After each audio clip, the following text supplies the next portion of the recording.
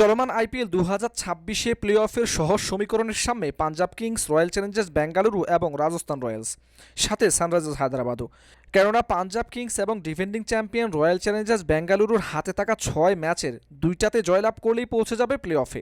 এদিকে রাজস্থান রয়্যালসের হাতে রয়েছে 5 ম্যাচ, সেখান থেকে 2টাতে জয়লাভ করলে তারাও পৌঁছে যাবে প্লে অফে। চতুর্থ দল হিসেবে সুযোগ থাকছে সানরাইজার্স হায়দ্রাবাদের, কেননা তাদের হাতেও রয়েছে 6টা ম্যাচ, যেখান থেকে 3টাতে জয়লাভ করলেই তারাও পৌঁছে যাবে প্লে অফে।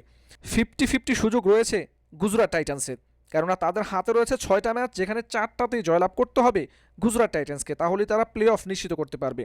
তবে কিছুটা কঠিন সমীকরণের সামনে Chennai super kings, Delhi capitals এবং Mumbai Indians. Chennai super kings এবং দিল্লি ক্যাপিটালসের হাতে রয়েছে 6টা করে ম্যাচ, যার মধ্যে 5টাতেই জয়লাভ করতে হবে তাদের। মুম্বাই ইন্ডিয়ান্সের হাতে রয়েছে 7টা ম্যাচ, যেখান থেকে 6টাতে জয়লাভ করতে হবে, তাহলেই প্লে অফ নিশ্চিত করতে পারবে।